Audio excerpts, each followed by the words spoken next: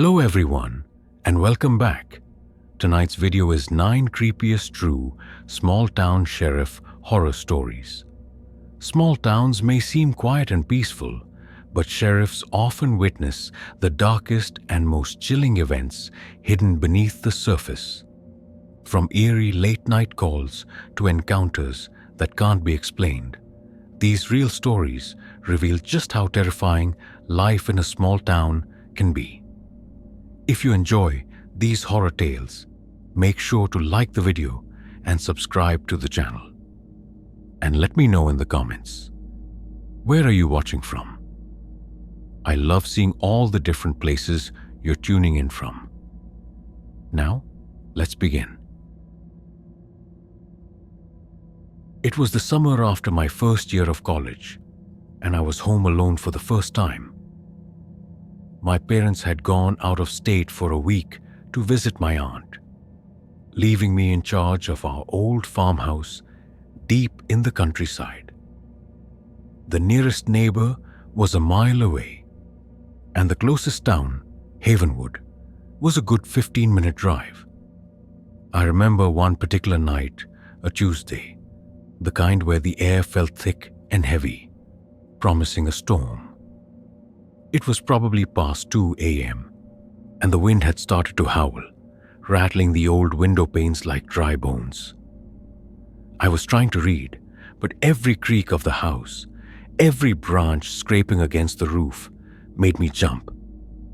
Suddenly, the landline phone, an old rotary model in the kitchen, shrieked to life. My stomach twisted. Who would call at this hour? I checked the caller ID, and it simply read, unknown. My gut screamed at me not to answer, but some strange, almost defiant curiosity urged me forward. My hand trembled as I lifted the receiver. Hello? I whispered, my voice barely audible over the rising wind. A deep, calm voice answered. Is this Sarah Reynolds? My blood ran cold. It was Sheriff Miller. He was the only law enforcement for miles, a man everyone in Havenwood knew. He was usually gruff but fair, yet something in his tone tonight was off. Too even, too quiet. Yes, Sheriff, it is, I managed, my heart starting to pound a frantic rhythm against my ribs. Is everything all right? Just wanted to check in, dear, he said, his voice a low rumble. Saw your car light on. Thought I'd make sure you were okay, all alone out there. My brow furrowed. My car was in the garage, completely dark. I double-checked everything before bed. My car's in the garage, Sheriff, I told him, trying to sound calm, but a chill was already creeping up my spine. Lights are off. He chuckled softly, a sound that sent a shiver right through me. Are they now? Well, sometimes. The light from inside can make it seem like that from the outside. Anyway, your folks are still out of town, aren't they? A wave of intense dread washed over me. How did he know my parents were away? I hadn't told anyone. I hadn't even posted it online. Yes, they are, I said, my voice barely a whisper now, my eyes darting nervously to the dark window beside me. Just make sure you've got everything locked up tight, he continued, as if he hadn't noticed my sudden silence. Especially that window, the one facing the old oak tree. My breath hitched. I slowly, almost imperceptibly turned my head. The window he mentioned. I had sworn true. I'd latched it and pulled the thick curtains closed earlier, but now, through the faint light of the kitchen, I could see it. A sliver of light from the outside, showing the curtain wasn't fully closed. A tiny gap, just enough to see or be seen. My stomach twisted into a knot. There's been some activity tonight, he murmured, his voice dropping slightly. Things you wouldn't want to get mixed up in. Just stay inside, lock your doors, dear, and don't look out that window. Then, a click. He hung up. I dropped the phone, the plastic clattering against the old linoleum floor. My entire body was vibrating. I stumbled backward, my gaze fixed on that window. The storm outside had picked up, and a flash of lightning illuminated the yard. For a split second, in the blinding white light, I saw it. A dark, hunched shape, too large to be an animal, disappearing quickly behind the massive trunk of the ancient oak tree. I let out a gasp, clapped a hand over my mouth, and backed away, my eyes wide and unblinking. I didn't move from that spot for what felt like an hour, staring at the darkened window, listening to the wind howl. I never called him back. I never reported it. My parents came home a few days later, none the wiser. I locked every window and door in that house, but the feeling of being watched never left. Weeks later, I saw Sheriff Miller in town. He just gave me a long, silent stare as I passed, and a small, almost imperceptible nod. He never mentioned the call. To this day, I don't know if he was trying to protect me, or if he was the one out there, lurking in the shadows, waiting. The idea that the person sworn to uphold the law could be the source of such profound unease, the one watching you, is a terror I live with. It taught me that sometimes the safest place isn't where the law is, but as far away from it as possible. And every time I pass that old oak tree, a shiver still snakes its way down my spine. My fiancé, Mark, and I moved to Red Creek just after we got engaged. It was one of those tiny towns nestled so deep in the mountains that the nearest cell signal was a 20-minute drive away. We bought an old cabin on the outskirts, surrounded by thick, dark woods, dreaming of quiet nights and starry skies. We loved the solitude at first, but a few weeks in, things started to feel off. It began with sounds, whispers, almost, carried on the wind through the pines, late at night, when everything else was silent. Then, one morning, Mark found huge, heavy boot prints in the mud by our back porch.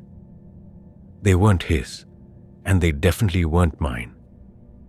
They were too big, too deliberate, almost perfectly spaced in a straight line, as if someone had walked right up to our house, stood for a while, and then turned around. My stomach clenched. Who would be out here in the middle of the night, so far from any road? And why just stand there? Mark, ever the practical one, insisted we report it. So, we drove into town, past the general store and the single church, to the small, dusty sheriff's office. Sheriff Brody was a big man, ruddy-faced with a booming laugh, the kind who seemed to know everyone and everything.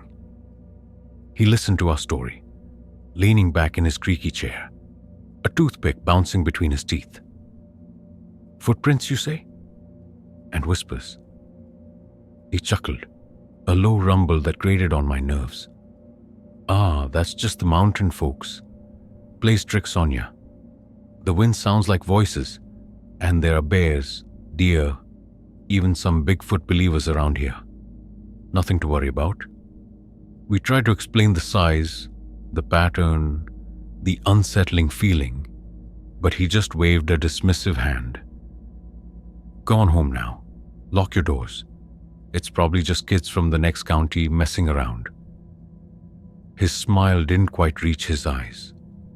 That night, we double-checked every lock. I couldn't sleep. Every rustle outside, every groan of the old cabin sounded like footsteps. Then, around 3 a.m., a light flashed through our bedroom window. A single, powerful beam. I crept to the window, my heart hammering. Outside, standing at the edge of the woods, right where those footprints had been, was Sheriff Brody's patrol car. Its spotlight was aimed directly at our cabin. He was just sitting there watching, My breath hitched in my throat. He stayed for a good 20 minutes, the light unwavering, before slowly driving away. The next morning, Mark found a small whittled wooden bird on our porch railing. It hadn't been there before. It was intricately carved, almost beautiful, but it gave me a sickening feeling. It felt like a message. We left Red Creek a week later. We packed what we could, abandoning our dream cabin. We told friends it just wasn't our scene, but the truth was, we were terrified. We never formally reported Sheriff Brody's strange behavior. Who would we report him to? He was the law. The last time we saw him, we were driving out of town, past the sheriff's office. He was standing on the porch, leaning against a post, watching us go. He didn't wave, didn't smile, just watched, his eyes unreadable. To this day, I can't shake the image of that spotlight, burning through the darkness, or the feeling of his unblinking stare. What if he was the one leaving the prints? What if he was out there, listening to the whispers? Or was he the one whispering? I still don't know what he wanted, or what secrets he was guarding in those mountains. But I know this. Some places are protected, not from the dangers outside, but from the truth within. And sometimes, the very person meant to keep you safe is the one you need to run from the fastest. That little wooden bird still sits in a box in our attic. A silent, chilling reminder. I moved to Oak Haven for the quiet. After years of the city's frantic pace, the tiny mountain town with its single general store and population sign that read established 1888, population 217, felt like a balm. I'd taken a job as the town's only librarian, and my small cottage, nestled at the edge of a whispering pine forest, was exactly what I'd dreamed of. The local law enforcement was Deputy Thorne, a man in his late 40s with a kind smile and a handshake that could crush walnuts. He seemed to know everyone and welcomed me warmly. "Any trouble, Emily? You call me," he'd said, his blue eyes crinkling at the corners. But the quiet started to feel heavy. It began with small things. My ceramic bird bath, a gift from my sister, disappeared from my front yard one morning. Then, a week later, a vibrant red welcome mat, gone without a trace. I initially blamed the wind, or perhaps playful kids, though the town felt too small, too sleepy for pranks. My stomach, though, started to tighten with a slow, creeping dread. It wasn't just a random act. It felt personal. I finally called Deputy Thorne when I came home to find a framed photograph, a picture of my childhood dog that usually sat on my living room windowsill, missing. It was a cherished memory, and the idea of someone reaching in and taking it sent a jolt of panic through me. Thorne arrived quickly, his patrol car crunching on my gravel driveway. He listened, nodding, his expression serious. He looked around the house, examining the windowsill. "No forced entry, Emily," he noted, his voice calm. Window was slightly ajar, though. Must have been an opportunist. "But who would want a picture of my dog?" I asked, my voice trembling. He shrugged, a strange, almost knowing glint in his eyes. "Sometimes, people in small towns, they just like to collect things. Keepsakes, you know? A memory of something new." The way he said new felt unsettling, like he was talking about me. He promised to keep an eye out, but the conversation left me feeling more unnerved than before he arrived. Over the next few days, I started noticing his patrol car. Not just driving by, but slowing down, lingering. Sometimes I'd look out my window and see it parked down the road. His headlights off, just sitting in the dark for minutes at a time. My heart would start to pound. Was he watching for the thief? Or was he watching me? My peaceful cottage now felt like a cage. One night, the air was thick and still, the kind that precedes a storm. I was trying to read, every shadow in the corners of the room feeling too deep. Then I heard it, a faint, distinct creak from my kitchen. My entire body went rigid. I knew I had locked the back door. I always did. My breath hitched in my throat, a cold knot forming in my stomach. Silence. Then a soft, slow scrape, like a shoe on the old linoleum. I grabbed the heaviest book on my shelf, my hands slick with sweat. My heart hammered against my ribs, a frantic drum against my chest. I crept to the kitchen entrance, my eyes wide, straining in the dim light. I peered around the doorframe. There was a shadowy figure, tall and broad, silhouetted against the faint light from the moon struggling through the cloud cover. It was standing by my back door, which was now undeniably open. A sliver of dark night visible. The figure was reaching out, as if closing it. As a sudden flash of lightning illuminated the entire yard, throwing everything into stark relief for a split second, I saw his profile. It was Deputy Thorne. He turned his head, and for a terrifying moment, his eyes, wide and unnervingly bright, met mine across the room. There was no friendly crinkle, no kind smile. Just a deep, unsettling intensity. A look that felt less like an officer and more like a predator. He quickly slipped out the back door and vanished into the darkness before the thunder even rumbled. I didn't move, didn't breathe. I stood there, clutching the book, frozen by a terror so profound it felt like it had seeped into my bones. I didn't call for help. Who would I call? He was the only law. I stayed awake the rest of the night, staring at the back door, listening to the rain, every creak of the house now sounding like his return. I left Oak Haven a week later, abandoning my job, my cottage, everything. I never saw Deputy Thorne again, but the image of his eyes in that lightning flash, the casual way he checked in before, and the unsettling thought of what else he might have collected from other new people still haunts me. It was a chilling reminder that sometimes the badge can hide the darkest intentions, and the protector can be the greatest threat. My stomach still twists whenever I see a lone patrol car on a deserted road. I was staying with my grandfather, Old Man Miller, in Blackwood Creek after his recent fall. He was getting on in years, his memory a bit fuzzy, but still sharp enough to sense when something felt off. Blackwood Creek was tiny, the kind of place where everyone knew your business. Grandpa kept muttering about them, about the whispers.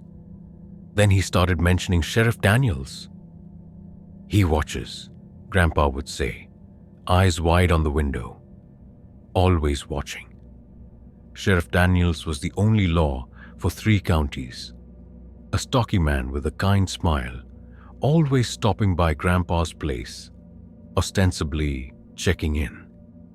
He'd bring bread, offer to fix things, but his visits felt less like concern and more like an assessment, probing about Grandpa's finances. My presence. My gut started to clench whenever I saw his patrol car. One afternoon, Grandpa seemed agitated.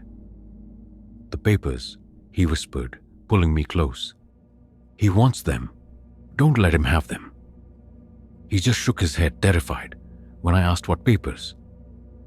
"The ones in the box, the metal one." I knew what box he meant.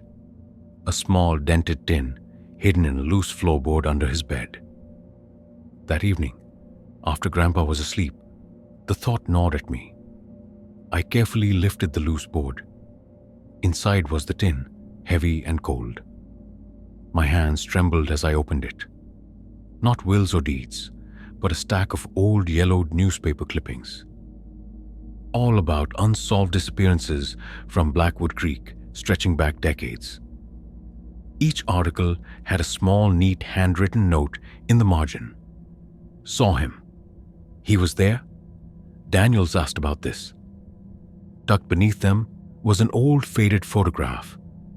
It was a picture of a younger Sheriff Daniels standing next to a group of men.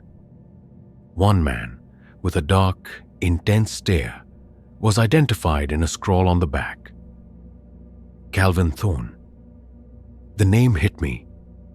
Calvin Thorne was the victim in the very first missing person article, dated 40 years ago.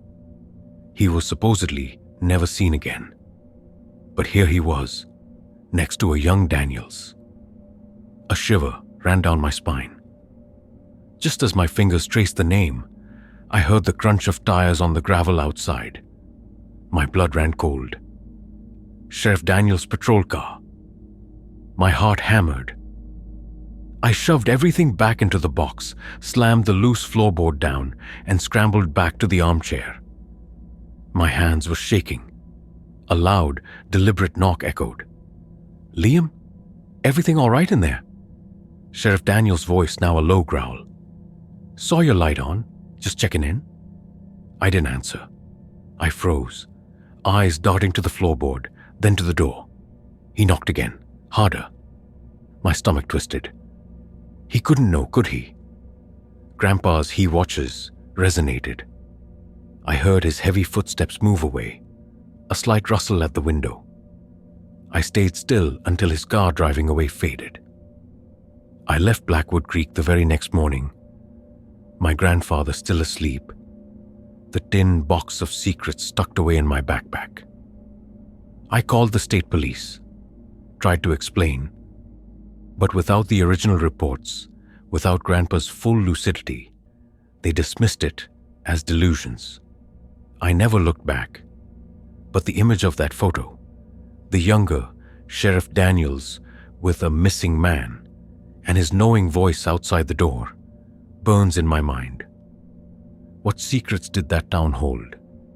And what role did Sheriff Daniels play in making sure they stayed buried? I still worry about my grandfather, trapped there, under the watchful, unsettling gaze of the law. It's a chilling thought. The only one you can truly trust in a small town might be the one who warns you about the sheriff.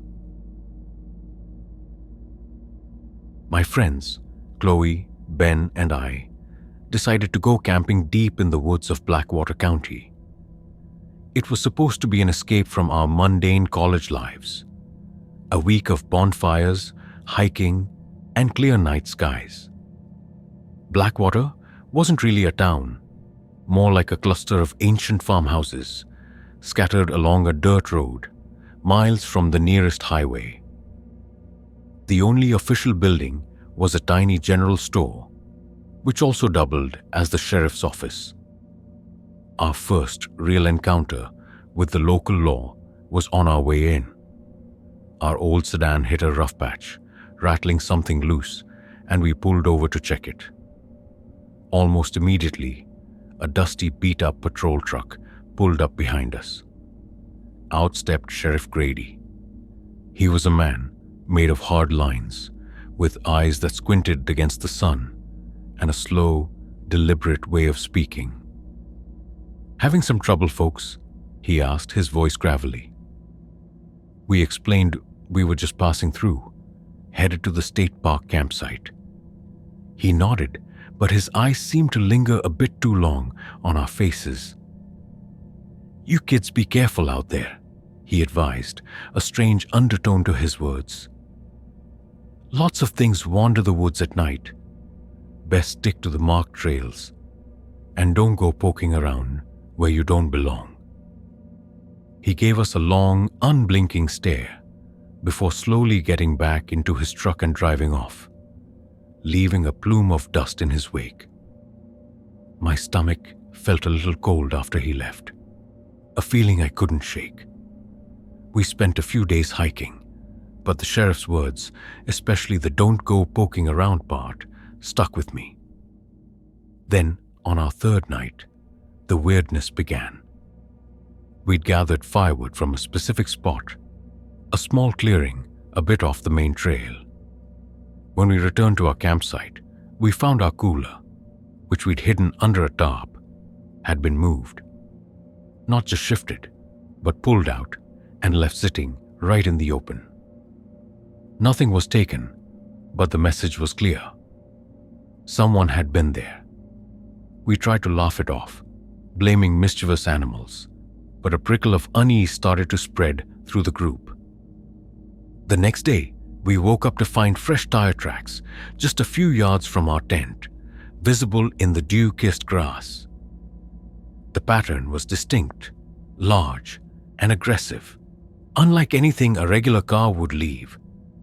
It looked exactly like the tires on Sheriff Grady's truck. My heart leaped into my throat. He warned us not to poke around, and then his tracks appeared near our camp after we did just that. It felt less like a coincidence and more like a threat.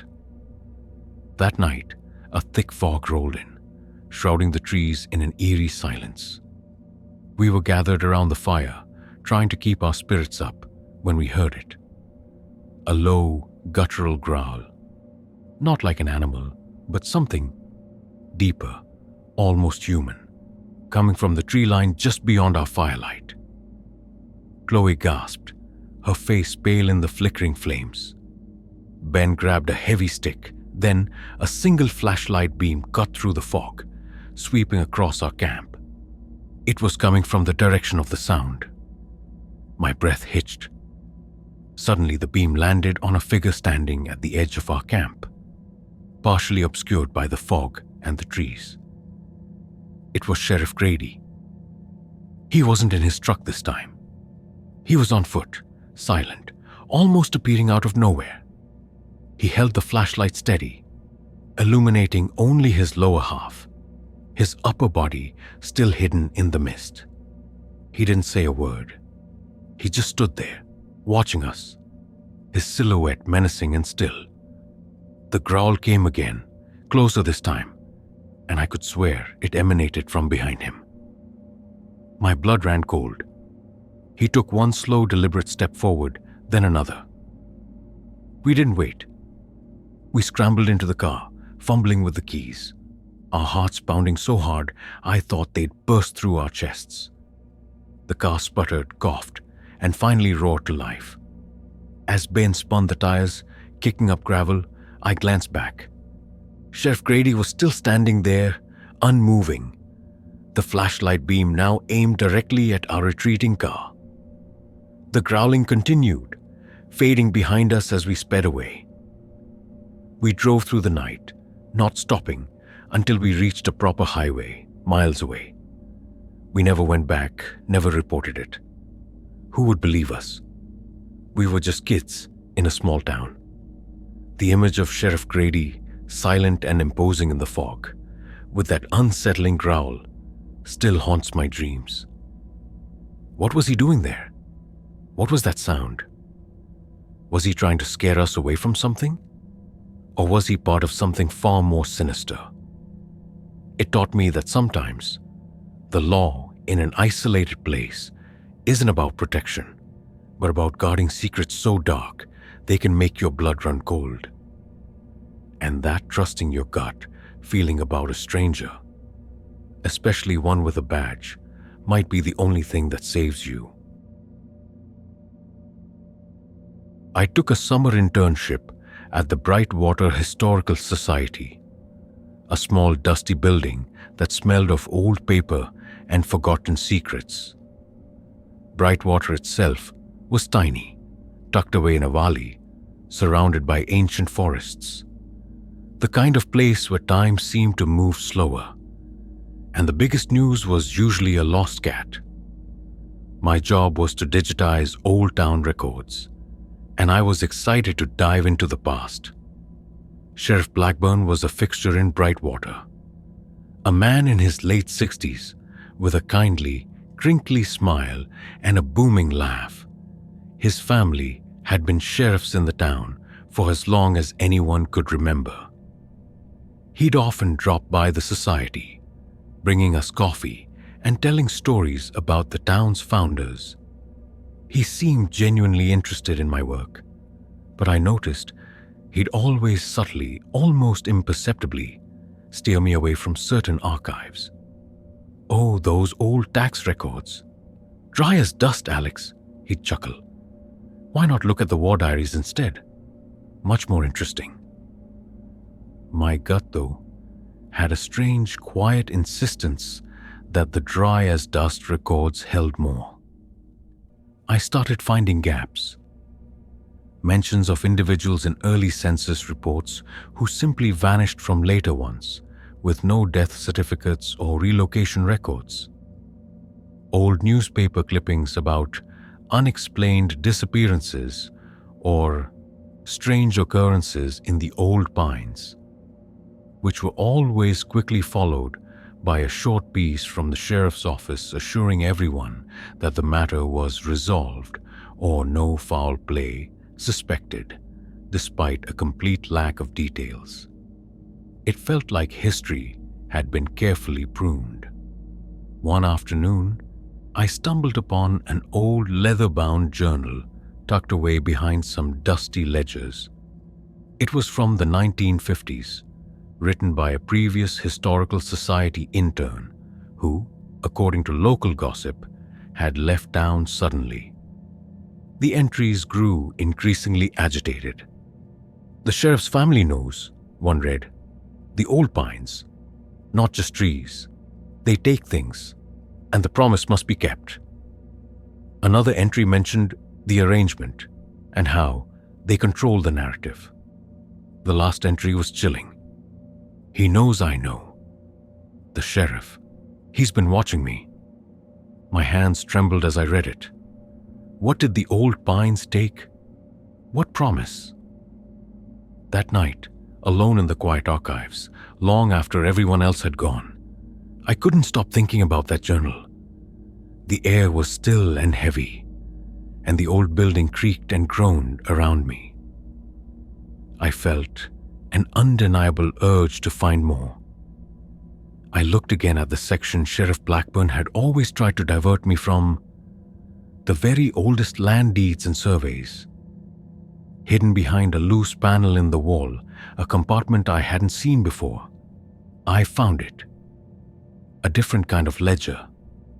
Not for taxes, but a heavy, hand-stitched book with a strange twisted branch symbol embossed on the cover.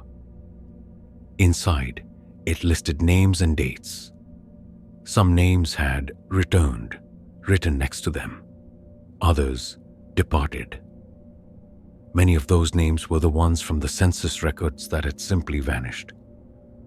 My heart hammered against my ribs, a cold knot forming in my stomach. What did this mean? Just as I traced a name that matched one of the old disappearance articles, the lights in the room flickered, then dimmed. The heavy wooden door to the archives, which I had sworn I'd latched, slowly creaked open. Standing in the doorway, silhouetted against the faint light from the main hall, was Sheriff Blackburn. His kindly smile was gone. His face was unreadable, his eyes dark and unwavering as they fell upon the ledger in my hands. "Still here, Alex?" he asked, his voice a low, calm rumble that somehow felt colder than ice. He didn't raise his voice, didn't move. "You know, some history is best left undisturbed. It's the way of Brightwater. Always has been. My family has ensured that for generations." He gestured to the ledger with a slow, deliberate movement of his hand. "Some things are more important than facts, son. They're about peace." A shiver ran through my entire body. "You see, in Brightwater, we protect our history. All of it. and those who try to rewrite it, well, they usually find another town, don't they? I didn't argue. I didn't even try to put the ledger back. My entire body screamed at me to run. I scrambled, heart pounding, gathering my things in a blur, my hands shaking so violently I could barely hold my backpack. He watched me the entire time, his gaze steady and unwavering. I fled the building, the small town, and never looked back. I left the ledger, the journal, and the chilling questions about the old pines and the arrangement behind. I've often wondered about that ledger, those names, and what peace Sheriff Blackburn was referring to. Was he protecting the town from something, or protecting the town's terrible secrets? It was a chilling realization that in some places, the history you read is just a carefully constructed lie, enforced by the very people meant to uphold the truth. The most unsettling thought is that his family has been doing this for generations. That kind of power, twisted and absolute, is a horror that still keeps me awake at night. When I got the job at the only gas station in Haven's End, I thought it was a stroke of luck. It was a remote little town, barely a dot on the map, but the night shift paid well, and I needed the money. Haven's End lived up to its name. It felt like the very edge of civilization, surrounded by endless, whispering plains. It was usually quiet, just the hum of the refrigerators and the occasional long-haul truck driver pulling in for gas. Sheriff Thorne was the law in Haven's End, a man in his early 50s, with eyes that seemed to take in everything and give nothing back. He was a frequent customer, almost every night, ostensibly for coffee. But his visit started to feel less about caffeine and more about me. He'd ask about my life, where I came from, if I had family nearby. His questions were always calm, almost friendly, but they made my stomach clench. It felt less like polite conversation and more like an interrogation. My gut screamed that his interest was more than just local gossip. Then, the small things started. I'd finish my shift, pull out of the gas station, and see headlights in my rearview mirror staying a little too close, a little too long. It was always a dark sedan, never the sheriff's cruiser, but it was unsettling. I'd find strange, small gifts on my car. A dried prairie flower tucked under my wiper, a smooth, dark stone with an intricate carving sitting on my dashboard. They weren't threatening, but they were deeply invasive. How did someone get so close? And why? I started double-checking my windows, my doors, the locks on my small rental house. My unease intensified when I started noticing Sheriff Thorne's patrol car. Not at the gas station, but parked a few blocks away, tucked behind the abandoned hardware store, headlights off. He'd just sit there for long stretches, watching the station. My heart would pound every time I saw it, a cold, hard beat in my chest. One morning, just before my shift ended, I found an anonymous note slipped under the station door. It was crude, handwritten on a scrap of paper. "He watches everyone. Don't trust the badge." My hands trembled as I read it. The words echoed my deepest fears. One night, the power went out. Not just at the gas station, but the whole town was plunged into darkness. The only light was the faint glow of the emergency exit signs and my trembling flashlight. The silence was deafening, thick and heavy. Then I heard it. The familiar crunch of tires on the gravel outside. A car pulled up to the pumps. My breath hitched. It was Sheriff Thorne's patrol car. He walked in, his silhouette imposing in the dim light. "Trouble, Sarah?" he asked, his voice calm, almost too calm. He held a small crumpled piece of paper in his hand. It was the note. My blood ran cold. "Heard you might be feeling unsettled." My heart hammered against my ribs, a frantic, desperate rhythm. "Just the power outage, Sheriff," I managed, my voice thin. He chuckled softly, a sound that sent a shiver through me. "No, not just that. This town, Sarah, it has its ways, a history, a family tradition. We look out for our own, keep things quiet." He took a slow step closer, then another. "And you're part of it now. You belong here, with us." His eyes, in the faint light, seemed to glint with an unsettling intensity. As he spoke, his voice dropping, I saw something in the reflection of the dark window behind him. A shadowy figure. Too tall, too gaunt to be a normal person. Just standing there, watching. It looked almost like a distorted version of Thorn himself. Or perhaps just a trick of the darkness, but it made my stomach twist. My mouth went dry. "Some things, Sarah," he continued, completely ignoring the presence I thought I saw. "They just don't like to be questioned. And they really don't like it when people try to leave." Suddenly the lights flickered, then roared back to life. The gas station was bathed in harsh fluorescent light. Sheriff Thorne blinked, and the strange intensity in his eyes seemed to recede, replaced by a more familiar, unreadable expression. He gave me a slow, deliberate nod. "Good night, Sarah.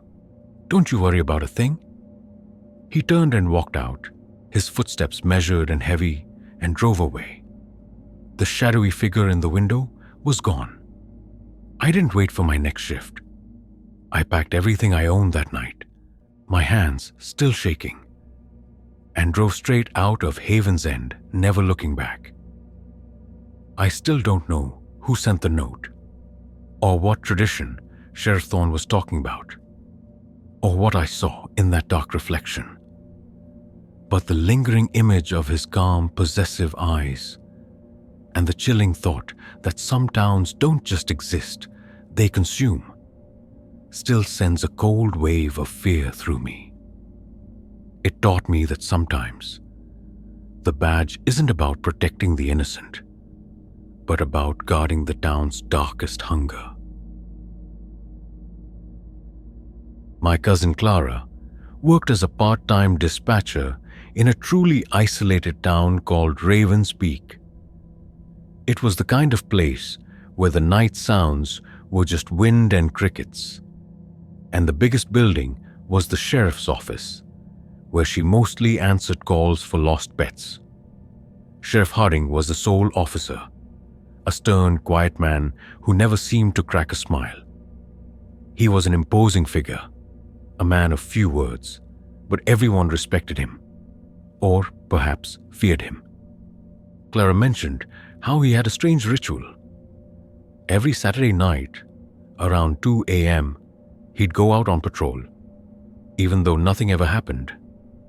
He'd be gone for exactly 3 hours, and he always locked his office before he left, even though he was the only one there. It felt like a secret, a pattern that whispered of something hidden. My stomach tightened every time she described it. What was so important about those 3 hours, every single week? One particularly stormy Saturday, the phone lines went down and the internet flickered out. Clara was alone in the dark office, unable to reach anyone. Sheriff Harding had left for his patrol just minutes before, locking the door behind him. Around 2:30 a.m., with the only light from her dying cell phone, Clara heard something over the old police scanner, which was miraculously still working. It was Sheriff Harding's voice, distorted by static, but clear enough to hear. "The offering, it's ready, the old way." Clara froze, her heart hammering. The words were ancient, unsettling. She peered out the window into the driving rain.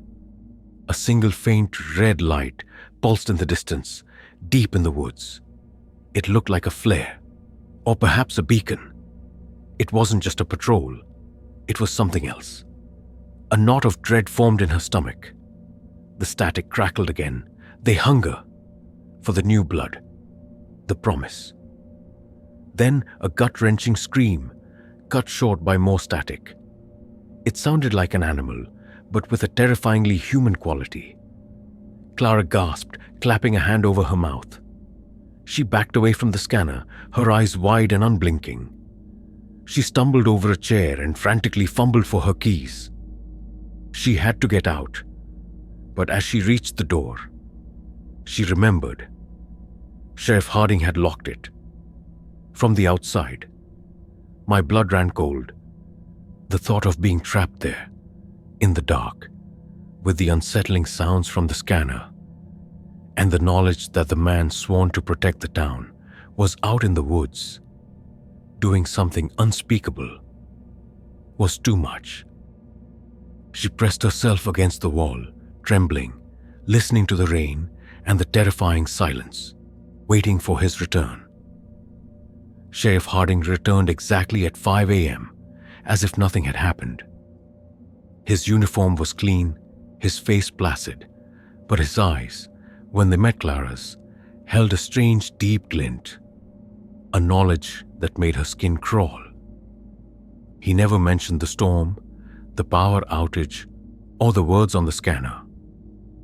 Clara never told anyone what she heard.